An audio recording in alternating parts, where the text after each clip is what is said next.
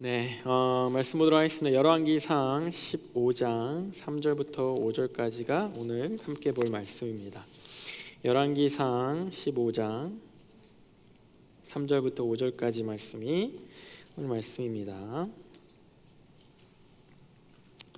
길지 않으니까요, 여러분 찾으시면 다 같이 함께 읽도록 하겠습니다. 열왕기상 15장 3절에서 5절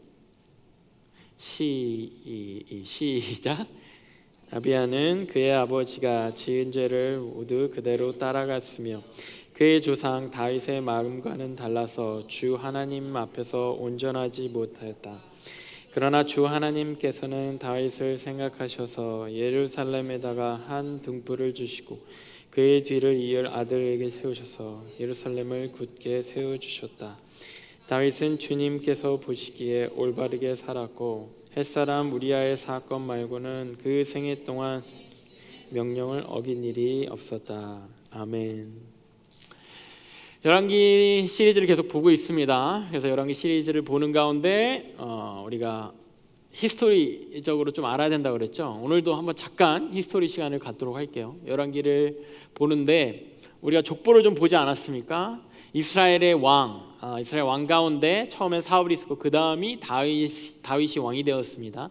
다윗의 왕조가 이렇게 됐어요. 다윗 아들 솔로몬이 왕이 됐고 솔로몬의 아들이 이렇게 르호보암, 그죠? 우리가 지난주에 봤는데 르호보암, 그리고 르호보암과 함께 솔로몬 이후에 어쩌면 반역해서 표면적으로는 그렇죠. 하지만 하나님이 솔로몬의 그 죄 가운데 이스라엘을 심판하는 과정 가운데 세우신 왕 여로보암.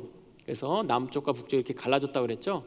그 다음에 여로보암이 왕이 북쪽의 여로보암이 왕일 때 남쪽이 르호보암 왕이었다가 이제 아비야로 르호보암 왕이 죽고 아비야라는 르호보암의 아들이 왕이 된 시점입니다. 그래서 오늘 보는 그 왕이 아비야 왕이에요.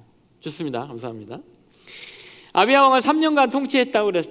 이스라엘을 남유다를 3년간 통치를 했습니다. 아비야는 르호보암의 아들로서 그 통치 기간이 짧았기 때문에 어떤 자료도 그렇게 많지는 않아요. 어떤 왕이었는지 자세하고 구체적인 설명은 없습니다. 오늘 본문도 짧게 이 아비야를 설명하는데 본문 3절이 그냥 한 구절로 그냥 딱 아비야의 삶을 평가해 버려요. 아비야는 그의 아버지가 지은 죄를 모두 그대로 따라갔으며 그의 조상 다윗의 마음과는 달라서 주 하나님 앞에서 온전하지 못하였다. 이게 아비야 왕의 평가예요. 그냥 한 절의 끝 이렇게 됩니다. 아비야는 이런 왕이었구나. 아버지가 지은 모든 죄를 따라갔구나. 다윗의 마음과는 달랐구나. 하나님 앞에서 온전하지 못했구나. 하나님 앞에서 온전하지 못했다라는 그 말하자면 컨클루전이잖아요. 완전 그냥 결론이잖아요. 그 결론에 대한 이유로 내용으로 아버지가 지은 죄를 따라갔다.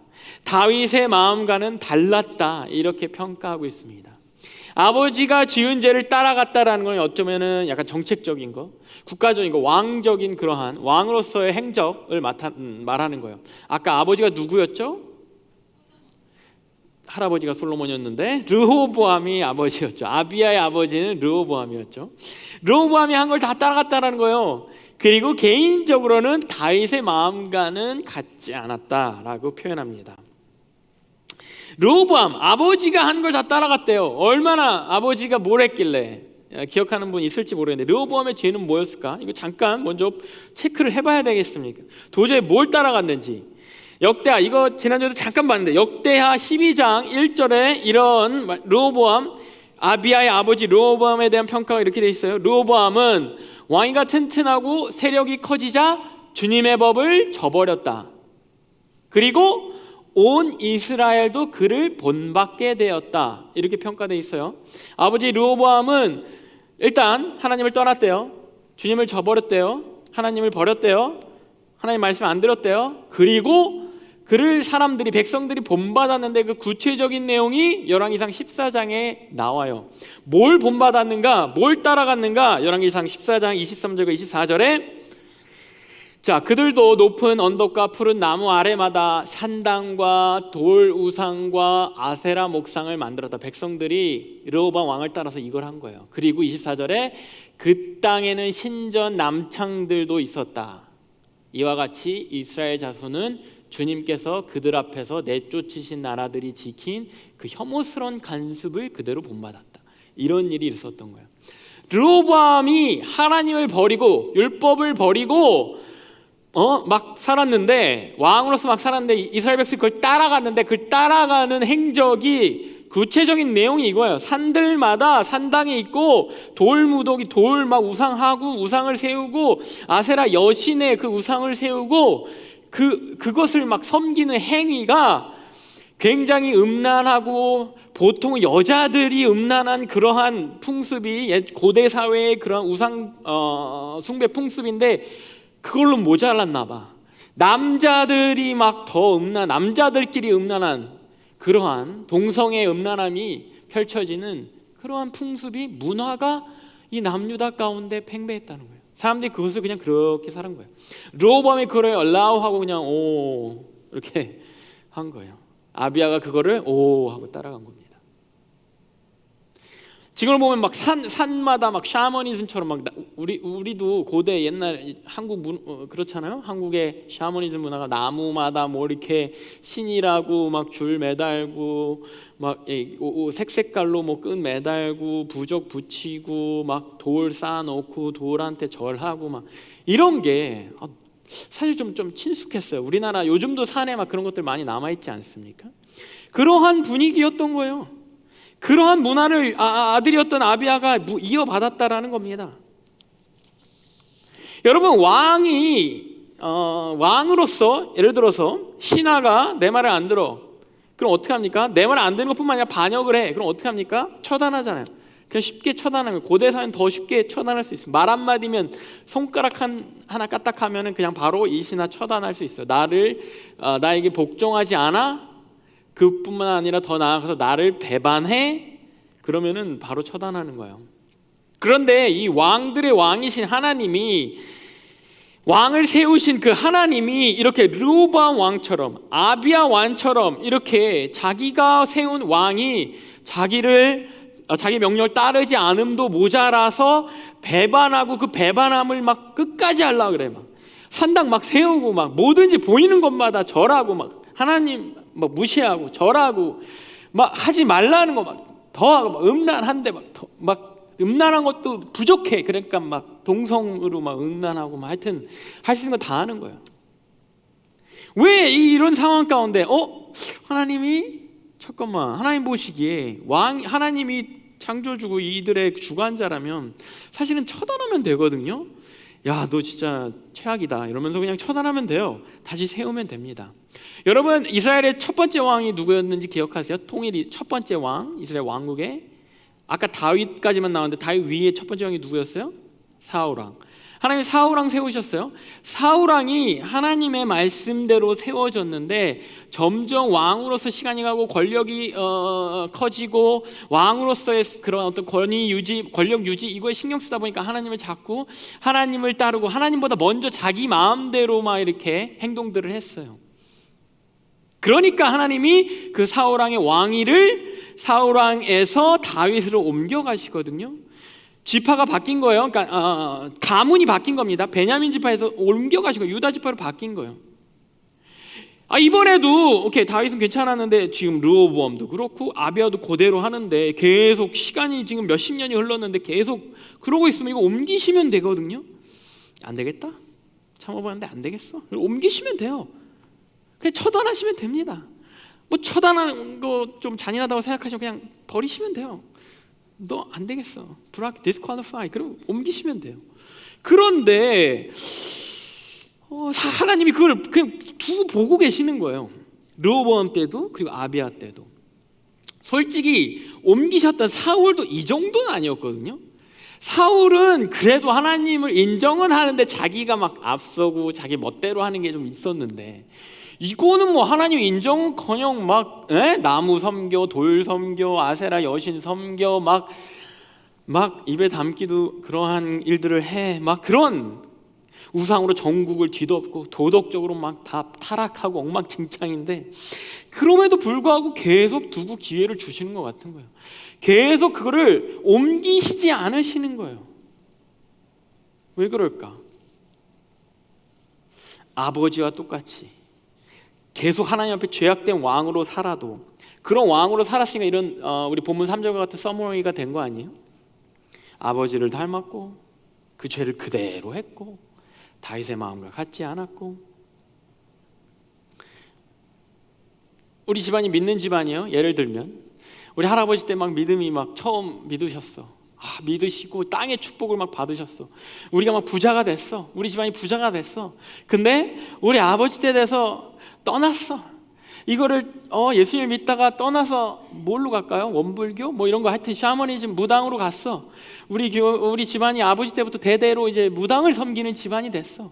그랬는데 하나님을 받은 그 축복이 그대로 남아있는 거예요. 아직 우리 집은 부잣집이고, 아직 우리 집은 그래도 살만하고. 그러니까 나도 자연스럽게 뭐 그런가 보다 이러고 믿는 거. 그런가 보다 무당을 그냥 아무런 거리낌 없이. 할아버지 때문에 축복받은 거는 들어서 아는데, 할아버지 때 예수님을 믿고 우리 가문이 그렇게 일어났다는 거 들어서 아는데, 뭐 지금은 이게 더 좋고 이게 더 나한테 편하니까 이걸 믿는데 괜찮아. 아무 일도 일어나지 않는 거예요. 종종 청년들이 저한테 질문해요. 전사님, 왜 제가 나름 신실하고 착하게 살고 그러는데 왜 저한테 이렇게 안 좋은 일이 일어나죠? 왜 이렇게 저한테 힘든 일이 일어나죠?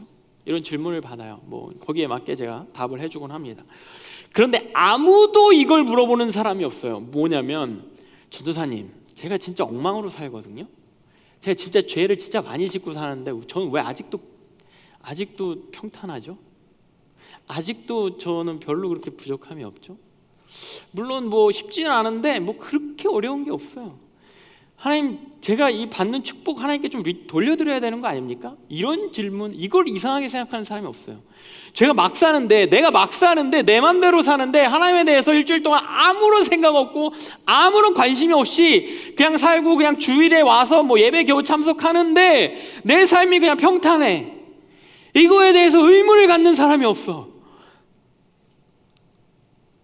하나님이 나를 벌을 안 줘요. 이상해요. 의문을 갖는 사람이 없어.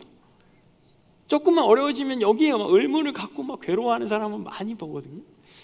저는 내 마음대로 사는데 왜 하나님이 저를 계속 축복하시죠? 이렇게 의문을 갖는 사람은 본 적이 없어요. 르호보암, 아비야의 계속되는 죄악 가운데서도 하나님이 마찬가지로 그 왕조를 두세요. 심지어 보호하세요. 그 보호하시는 이유를 본문 4절에 이렇게 말씀하십니다. 본문 4절에 그러나 주 하나님께서는 다윗을 생각하셔서 예루살렘에 한 등불을 주시고 그의 뒤에 아들을 세우셔서 예루살렘을 굳게 세워주셨다.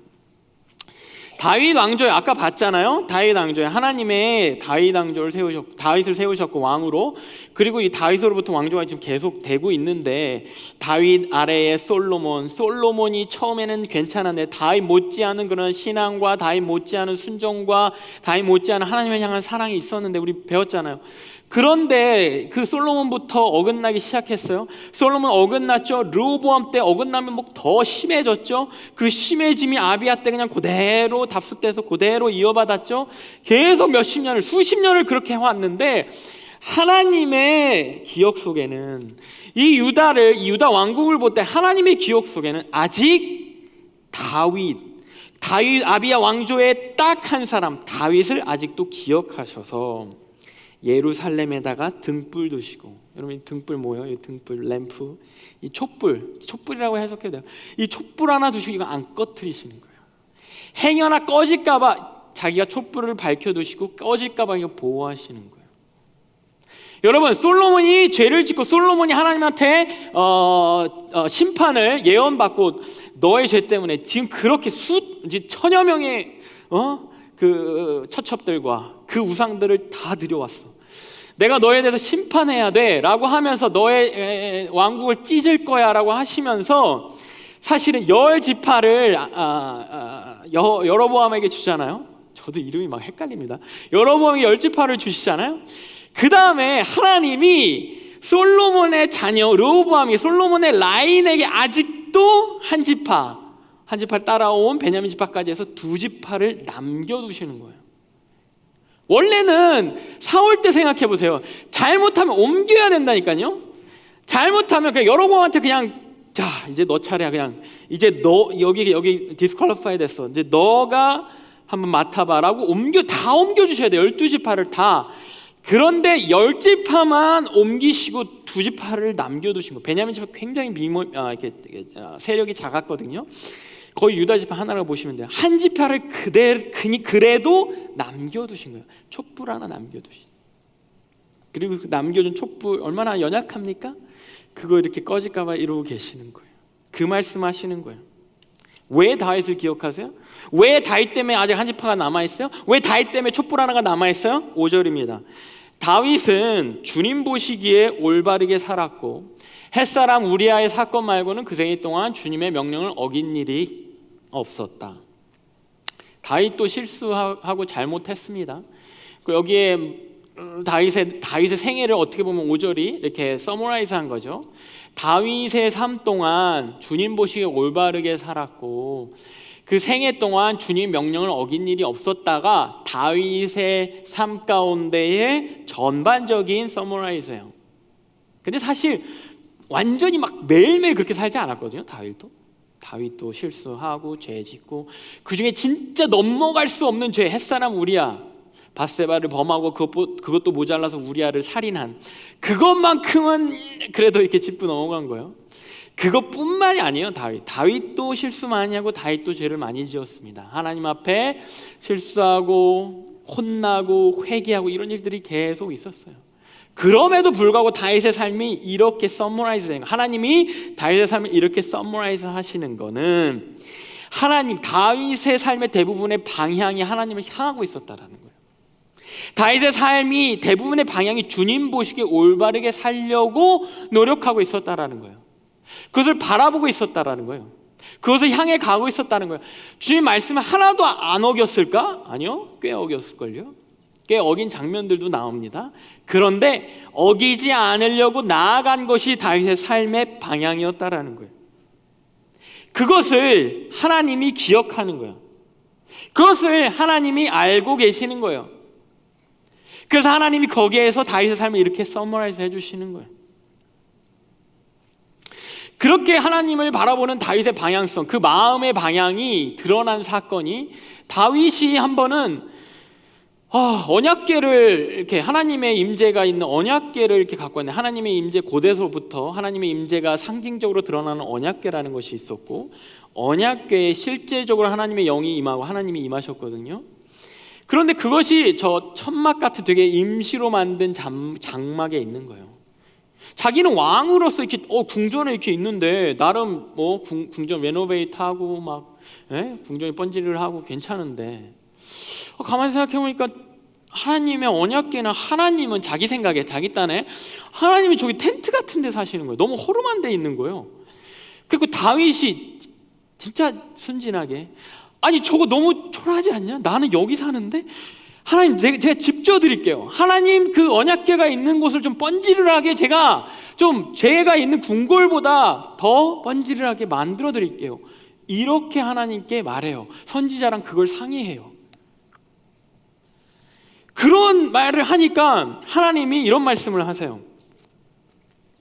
사무엘하 7장 15절에서 16절 내가 사울에게 나의 총애를 거두어 나의 앞에서 물러가게 하였지만 너의 자손에게는 총애를 거두지 아니하겠다. 네 집과 내 나라가 내 앞에서 영원히 이어갈 것이며 내 왕위가 튼튼하게 서 있을 것이다. 사실 이 말이 이렇게 여러 말 가운데 긴 말 가운데 한 부분인데 다윗이 하나님 집 제가 지어드릴게요 하니까 하나님이 약간은 혼내는 어조로 약간은 어이없어 하시는 어조로 네가 사람이 무슨 하나님의 집을 지어? 인간이 무슨 신의 집을 지어? 내가 집을 짓는다고 내가 거기 있을까? 난 신인데 그냥 이제 언약궤는 상징적인 것이지 약간 다윗의 그 순수함과 내순남이에요. 약간 다윗. 그 순수함에 대해서 하나님이 약간은 어이없어 하시면서 말씀하세요. 인간이 집 짓는 거에 신이 하나님이 거기 살 수 있을까? 그러면서도 기뻤던 모양이에요. 내심 하나님의 기분이 되게 좋으셨던 모양이에요. 이런 약속을 그래서 주신 거예요. 사울에게는 사울이 잘못했을 때 내가 그 왕위를 너한테 옮겨왔잖아. 너한테는 절대 안 옮길게. 너의 자손으로부터 너의 자손의 그 왕의 대를 내가 끊지 않을게. 튼튼하게 서 있도록 내가 보호해 줄게. 이 약속을 하시는 거예요. 이런 거죠. 막 초딩보다 더 어린 애가, 완전 애가 이제 막 말 좀 하고 좀 말이 좀 많아지는 그 애가 아버지의 옷을 보다가 갑자기 아버지 옷이 좀 약간 허름하네. 그러면서 자기가 갖고 있던 저금통을 깨가지고 막 쿼럴 몇 개랑 막 1불짜리 몇 개 막 모아가지고 아버지 옷 좀 하나 해보세요. 약간 이런 거예요. 이런 느낌이에요. 아빠의 느낌은 어떻겠어요? 약간 어이가 없지만 너무 귀엽지 않겠습니까?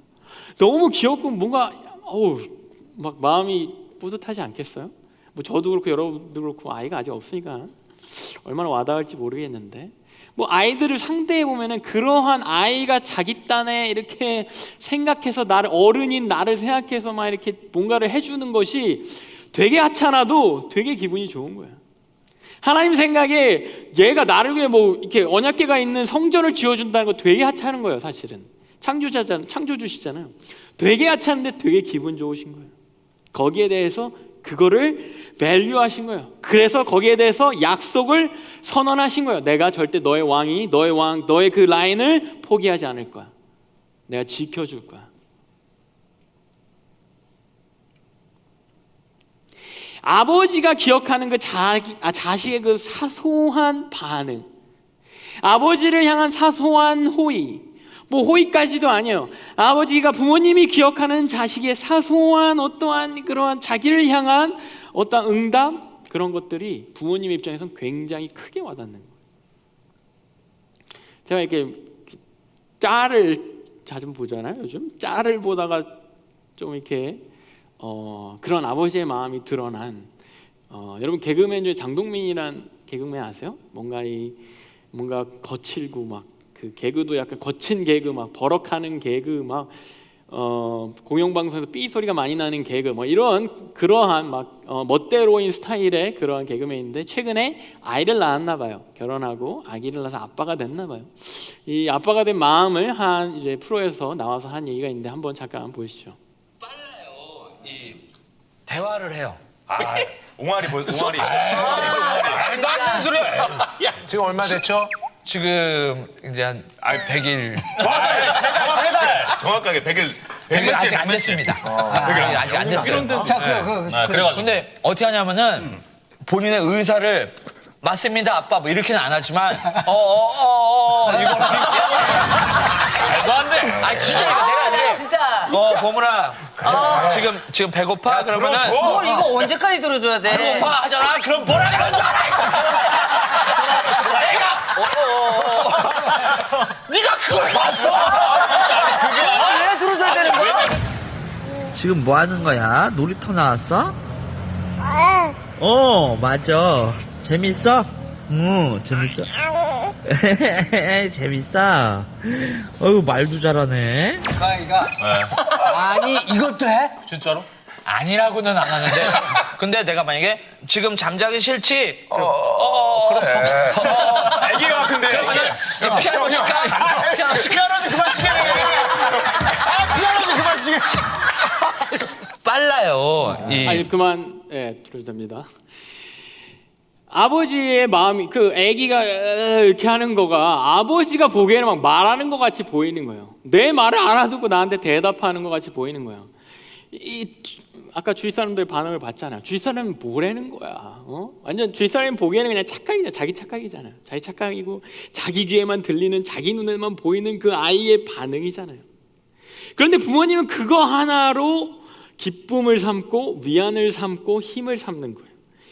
육아에 힘들다고 제 또래 친구들이나 뭐 동생이나 뭐 제 동생도 아이가 있는데 육아에 막 엄청 시달리는데 애가 나오면 애가 뭐 그렇잖아. 완성된 인간이 아니잖아요. 그러니까 애가 마음껏 마음대로 울고 뭐 컨트롤이 안 되고 자기를 가누지 못하잖아요. 그거를 부모님이 다 챙기고. 그러니까 이건 뭐 자기 부모님의 삶이 없는 거예요. 삶이 없어지고 뭐 1시간마다 2시간마다 깨서 울고 이러니까 잠도 못 자고 막 이러는 거예요. 그래서 진짜 이거는 실제 친구들의 그 말을 빌려서 그냥 이렇게 들어서 이렇게 던지고 싶대요, 밖에. 진짜 이게 뭐 하루 이틀 이게 몇 달 이게 시달림이 쌓여다 보니까 얘를 그냥 어떻게 그냥 이렇게 던져버리고 싶대요. 그런데 그 애가 나를 향해 웃어줄 때 그게 다 녹아버린대요. 나를 향해 저렇게 옹알이라도 뭔가 말을 해줄 때 그게 다 위안이 되고 그냥 사라지고 너무 이쁘대요. 너무 사랑스럽대요. 그냥 밉고 막 나를 괴롭혔던 거가 그냥 순식간에 없어진다라고 하는 겁니다. 한 번에 녹아버린 이게 부모 마음이라는 거예요.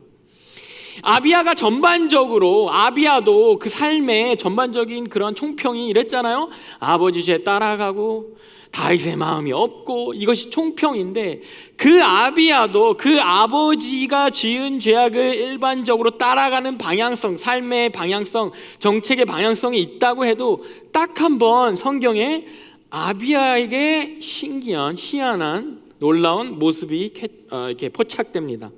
역대하 13장 같은 내용을 다루고 있는 역대하 13장 8절에서 12절 좀 길지만 제가 한번 읽어볼게요. 아비야가 자기를 쳐들어온 자기를 전쟁하러 온 여로보암의 군대에게 이렇게 말해요. 너희는 수도 많고 또 여로보암이 너희 신이라고 만들어준 금송아지들이 너희와 함께 있다고 해서 지금 다윗의 자손이 맡아 다스리는 주님의 나라를 감히 대적하고 있다.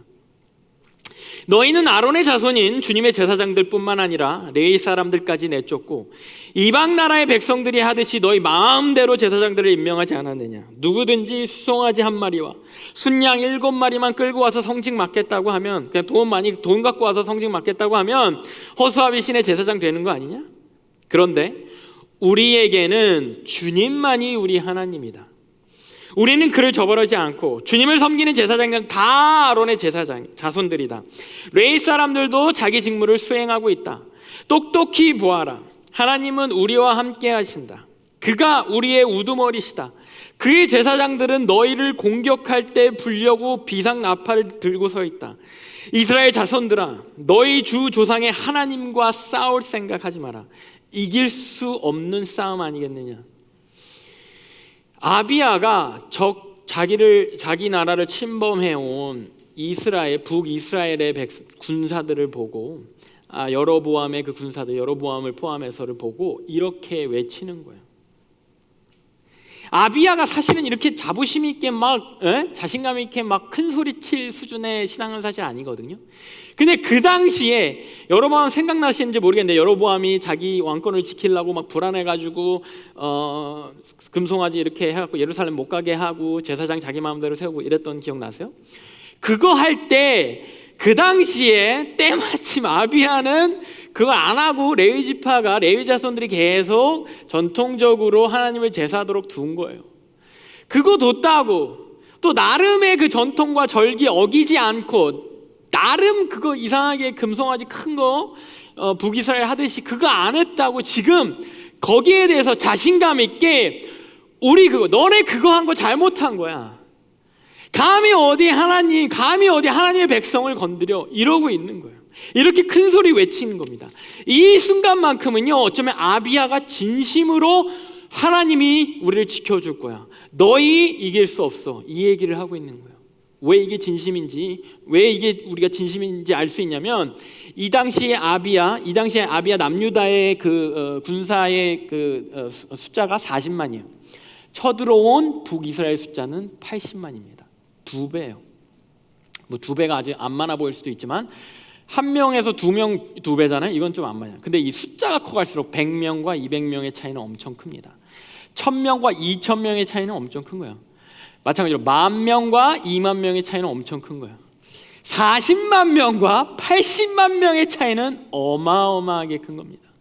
이 군대의 차이, 이 수적인 차이를 보고 전쟁이 시작하기 전에 그 앞에서 맨 앞에서 왕이 뒤에서 이렇게 이기고 돌아오너라. 이게 아니라 자기가 맨 앞에 나아가서 그거를 80만 앞에서 선포한 거예요. 감히 막 불타올라가지고 어디 감히 니네가 우리를 침범해? 니네 이길 수 있을 것 같아? 80만이라고 이길 수 있을 것 같아? 왜? 우리 뒤에 하나님이 계셔. 우리 하나님 나름 하나님 법대로 지금 하고 있어. 그렇게 뭐 대단히 신앙도 없으면서 자기. 그러나 이때만큼은 모르겠어요. 아비아가 약간 믿음에 갑자기 성령이 씌었는지 이때만큼은 자신 있게 자기 목숨을 두려워하지 않고 이길 거라는 그 자신감 때문에 이렇게 말하는 거야. 맨날 말썽 피우는 아들이 말 지지리도 안 듣는 아들이 하여튼 더럽게 안 듣는 아들이 학교에서 아니 뭐 동네에서 막 자기보다 2배 덩치 2배 되는 형, 2배 되는 뭐 불량배, 2배 되는 막 일진 막 괴롭히려고 하니까 너 어디 감히 우리 아빠가 나 보호하고 있어. 우리 아빠가 너 진짜 가만 안 둔다. 평소에 아빠 말 지지리도 안 들으면서 평소에는 말썽만 피우면서 딱 그 순간에는 우리 아빠 너 가만 안 둔다. 너 어디 감히 이 자신감을 지금 아비아가 보이고 있는 거예요. 이 모습이요 하나님한테 한 기억을 떠올렸을지도 모릅니다. 하나님이 기다렸던 기억일지도 몰라요. 사무엘상 17장 45절에서 47절에 이런 내용이 있습니다. 그러자 다윗이 그 블레셋 사람에게 말하였다. 너는 칼을 차고 창을 메고 투창을 들고 나에게 왔으나 나는 네가 모욕하는 이스라엘 군대 하나님 곧 만군의 주님의 이름으로 의지하고 너에게로 나왔다. 주님께서 너를 나의 손에 넘겨주실 터이니 내가 오늘 너를 쳐서 네 머리를 베고 블레셋 사람의 죽음을 시체를 모조리 공중의 새와 땅의 짐승들에게 밥으로 주어 온 세상이 이스라엘의 하나님을 알게 하겠다. 또 주님께서는 칼이나 창 따위를 쓰셔서 구원하는 것이 아니라는 것을 여기 모인 이 온 무리가 알게 하겠다. 전쟁에서 이기고 지는 것은 주님께 달린 것이다. 하나님께서 너희를 모조리 우리 손에 넘겨주실 것이다. 수십 년 전에 다윗이라는 꼬마가 자기 몸의 2배 되는 골리앗 앞에서 한 얘기예요. 전쟁이란 거 한 번도 안 해본 이 다윗이 목동이었던 양치는 그냥 목동이었던 다윗이 너무 열받아가지고 아니 하나님을 모욕해 이러면서 막 다들 그냥 2배 되는 골리앗 앞에서 막 쫄아 있는데 다윗이 나가서 감히 하나님을 모욕해? 네가 우리를 이길 수 있을 것 같아? 전쟁이 뭐 칼에 있는 줄 알아? 숫자에 있는 줄 알아? 덩치에 있는 줄 알아? 키에 있는 줄 알아? 하나님한테 달려있어. 다윗의 방향성이 성경에서 처음 우리에게 소개된 장면이에요. 하나님이 그 다윗의 마음을 처음 나를 향한 우리 아빠가 우리 이기게 하실 거야. 너 우리 아빠 가만 안 둬. 이 얘기를 다윗의 입을 통해서 처음 하나님이 들었던 그 기억이 이 아비야 그 말 지지리도 안 듣고 아무런 관심도 없다가 전쟁 나니까 이 똑같은 비슷한 이 장면을 보면서 하나님이 그때의 기억, 기다렸던 기억, 그 솔로몬 이후에 수십 년 동안 솔로몬 르호보암의 그 통치 기간 동안 아비야의 전반기 통치 기간 동안 기다렸던 그 기억, 오랜만이다.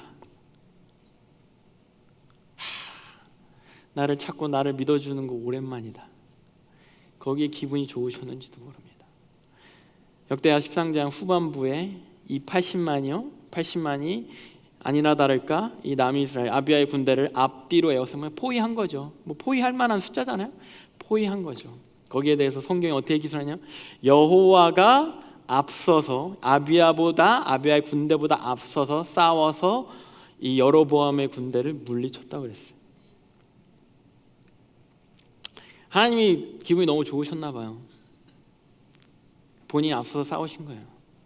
그러니까 힘 좀 보태주신 게 아니라 앞서서 다 물리쳐 주신 거예요. 요나라는 선지자가 있습니다. 요나라는 선지자가 요나서 한번 읽어보세요. 요나서 짧고 재밌습니다. 흥미로워요. 주일학교 다니셨던 분들은 알죠. 물고기 뱃속에 들어갔던 요나. 이 요나가 왜 그렇게 물고기 뱃속에도 들어가고 그렇게 됐냐면 하루는 요나한테 하나님이 이런 말씀을 하세요. 니느웨로 가라. 왜요? 니느웨로 가. 거기서 내가 니느웨 사람들 심판할 거라는 것 좀 전달해줘. 왜요? 니느웨는요, 그동안 요나가 속해 있던 북이스라엘을 정말 수도 없이 침략한 제국이에요. 침략해서 죽이고 빼앗고 괴롭혔던 제국이에요. 요나에게 있어서는 이스라엘 백성들, 요나를 포함한 모든 이스라엘 백성들의 원수 같은 나라예요. 그 원수 같은 나라에 가서 하나님이 치실 거라는 거 먼저 경고해줘 라고 해요. 아이, 왜 경고하세요? 그냥 빨리 치시지. 요나의 마음은 이거예요. 아, 싫어요. 혹 경고했다가 이 사람들이 회개하면 어떡해. 혹 요나는 하나님의 사람이니까, 선지자니까 알았는지도 몰라. 혹 경고했다가 이 사람이 마음이, 이 니느웨, 이 아수르 사람들이 혹 마음 막 조금 착해지면 어떡해. 싫어요. 그냥 치세요. 그냥 빨리 쓸어버려 주세요. 그러다가 도망가다 물고기 백성으로 들어간 거거든요. 물고기가 그 앞에다 토해내요. 니느웨의 앞바다에, 시리아 앞바다에. 요나가 터덜터덜 가요. 터덜터덜 가서 그 니느웨 땅에 가서, 니느웨가 이제 말하자면 수도예요. LA시 같은, LA시가 제법, LA가 작지 않잖아요. 걸어서 간다고 생각해보세요. 작지 않아요. 그 터덜터덜 가서 하루 정도 이렇게 한 몇 시간 말해요. 하나님, 니네 치신대. 니네 잘못해가지고 하나님 치신대. 준비해. 이런 거예요. 근데 이걸 들은 니느웨 백성, 니느웨 왕이 깜짝 놀라서 거기에 대해서 이거를 흘려보내지 않고 하나님이 치신다고? 라고 하면서 온 나라가 비상이 걸린 거예요. 지금 다 모여. 우리가 잘못한 것 같다. 다 모여. 회개하자. 지금 입은 옷 다 벗고 완전 험불한 옷, 하얀 옷을 다 갈아입어. 니네뿐만 아니라 짐승들, 기르는 짐승들, 애완견, 요즘으로 치면 애완견들 다 입혀. 다 엎드려. 금식해. 하나님 우리 용서해 줄 때까지, 망하지 않도록 용서해 줄 때까지 우리가 좀 매달려 보자. 하나님한테 잘못했다고 좀 얘기해 보자. 왕부터 시작돼서 온 나라가 비상에 걸리고 이래요. 아니나 다를까? 하나님이 요나한테 말해요. 진심으로 회개하는 것 같다. 내가 용서해 줄게. 용서해 주겠다고 전해줘. 요나가 엄청 짜증나죠. 돌이켜보면 자기 때문에 내 원수 같은 나라가 하나님한테 용서받은 거예요. 나 때문에 내가 전해가지고 내가 그거 알려줘가지고 괜히 진짜 원수의 집안에 불이 나면 그걸 알려주면 안 되잖아요. 불 나면 그냥 둬야죠. 불 다 타게. 그러지 않아요, 여러분들? 막 증오하는 사람 있지 않아요? 증오하는 사람이 프레이를 가는데 막 사고 날 것 같아. 여러분들 그거를 알려주지 말고 그냥 이렇게 뒤돌아야죠. 사고 나게. 괜히 알려줘가지고 브레이크를 잡고 사고를 면해. 나를 평생 괴롭히던 저 사람이 또 사고를 면해. 요나 입장에서 너무 싫고 짜증이 나는 거예요. 못마땅해요. 하나님이 넝쿨 하나를 보여주고 넝쿨을 요나한테 넝쿨로 그늘을 줬다가 그 넝쿨을 이렇게 죽게 만듭니다. 하나의 예화죠. 이거는 좀 스토리를 다 여러분들 읽어보시면 좋을 것 같아요. 그런데 그러고 나서 하나님이 요나에게 말씀하세요. 요나서 4장 10절에서 11절. 주님께서 말씀하셨다. 네가 수고하지도 않고 키운 것도 아니며 그저 하룻밤 사이에 자라났다가 하룻밤 사이에 죽어버린 이 넝쿨, 이 식물, 이 풀을 네가 그처럼 아까워하는데, 하루 그늘 졌다고 아까워하는데, 하물며 좌우를 가릴 줄도 모르는 사람들이 12만 명도 더 되고 짐승들도 수없이 많은 이 큰 성읍 니느웨를 어찌 내가 아끼지 않겠느냐. 이러고 요나서 끝나요. 하나님이 나쁜 거 알아. 아주 나쁘고 죄가 가득 차서 내가 심판하기까지 나쁜 짓, 죄악한 죄의 끝까지 찬 거 알아. 그래도 그 니느웨가 나한테 소중해. 그래도 그 니느웨 백성들 내가 창조하고 쟤네가 앞뒤 분간 못하고 쟤네가 뭐가 잘못됐는지 몰라서 그러는데 그래도 끝까지 내가 기회 주려고 너 보낸 거야. 끝까지 한 번 더 기회 주려고 마지막 라스트 찬스로 너 보낸 거야. 왜? 내가 쟤네 아껴서. 그렇게 마지막 찬스에, 진짜 라스트 미닛에 마지막 찬스에 그거 듣고 정신 차리고 하나님을 향하고 하나님을 바라보고 하나님께 죄를 회개하고 정신 차리니까 하나님이 그것이 귀하고 이뻐 보여서 거기에 심판하지 않으십니다. 요엘서 2장 13절에 이렇게 나와 있어요. 옷을 찢지 말고 마음을 찢어라. 주 너의 하나님께로 돌아오너라. 주님께서는 은혜롭고 자비로우시며 오래 참으시며 한결같은 사랑을 늘 베푸시고 불쌍히 여기는 마음이 많으셔서 뜻을 돌이켜 재앙을 거두기도 하신다. 끝까지 끝날 때까지 끝난 게 아니라는 말씀인 거예요. 여러분, 하나님 앞에서 끝날 때까지 끝난 게 아닌가요? 마지막까지. 여러분들 내가 죄인인 것 같고 내가 하나님 떠난 것 같고 뭐 어떻게 해야 되지? 내가 한때는 교회 열심히 다녔는데 이제는 뭐 교회도 안 다니고 내 마음대로 살았는데 염치 없이 교회 어떻게 가지? 그냥 마음을 찢고 하나님께로 돌아와. 그러면 혹이나 하나님께서 품으셨던 계획하셨던 그 재앙도 다 거두시기도 하신다라는 것. 이사야서 55장 6절에서 7절에 비슷한 내용입니다. 이런 말이 나와 있어요. 너희는 여호와를 만날 수 있을 때 주님을 찾아라. 너희는 가까이 계실 때 주님을 불러라. 악한 자는 그 길을 버리고 불의한 자는 그 생각을 버리고 주님께 돌아오너라. 주님께서 그에게 긍휼을 베풀 것이다. 우리의 하나님께로 돌아오너라.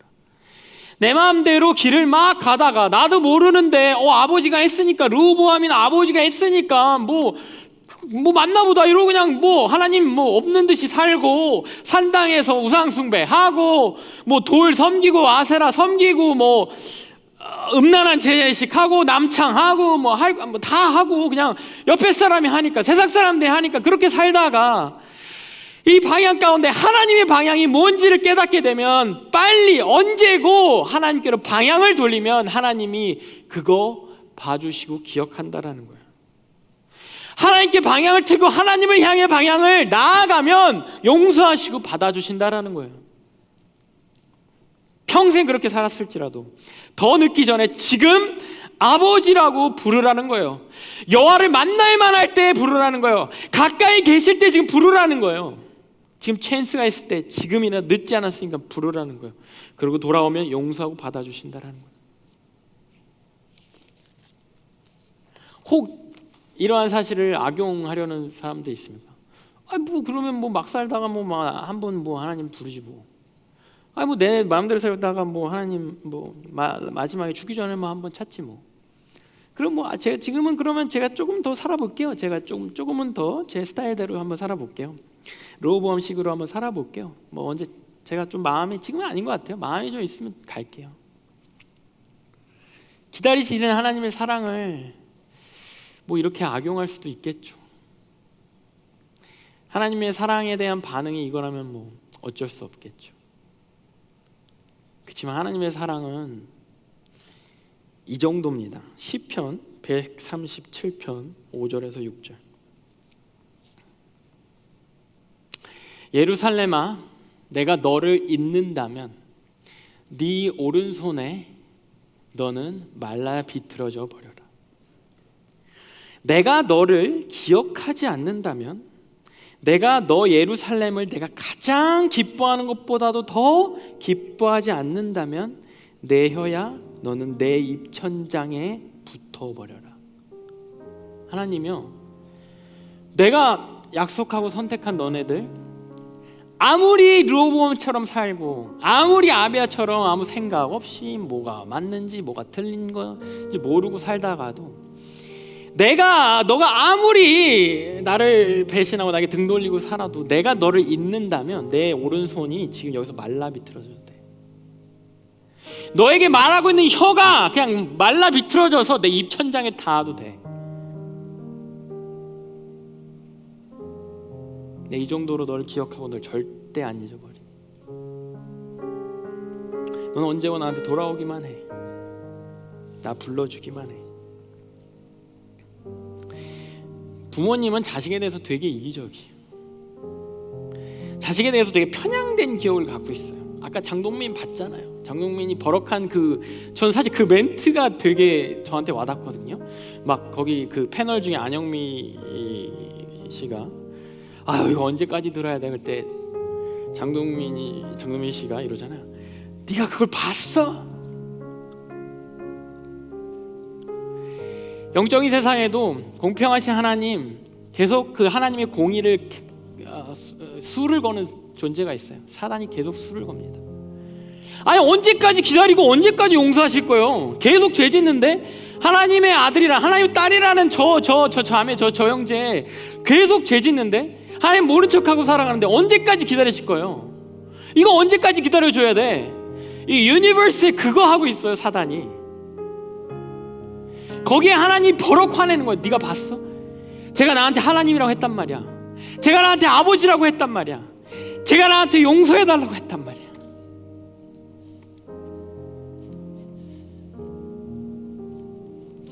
여러분들 기도하다가 한 번 그 얘기하면 하나님이 버럭 세상에게 화를 내시는 거예요. 세상이 시비를 건다니까요. 이 죄인 빨리 지옥불에 던지라고. 하나님이 말하세요. 네가 봤어? 아비아의 삶도 그랬잖아요. 아비아의 삶도 그 한마디로 서머라이즈 됐잖아요. 다윗을 따르지 않고 아버지 여로보암의 죄를 따라간 그 엉망진창인 아비아가 한 번 얘기하는 거예요. 그래도 하나님 나 지켜주실 거라고. 하나님이 그거 듣고 하나님 불공평하잖아요. 이 전쟁에서 하나님 개입하시면 안 되잖아요. 네가 봤어? 아비아가 내 이름 불렀어.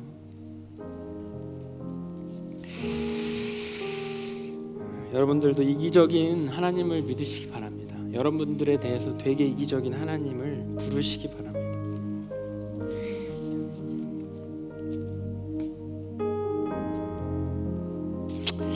하나님께 되돌아가시고 혹 여기에 한 번도 하나님께 가본 적이 없는 사람, 주님 이름 불러본 적 없는 사람 있으면 불러보시기 바랍니다.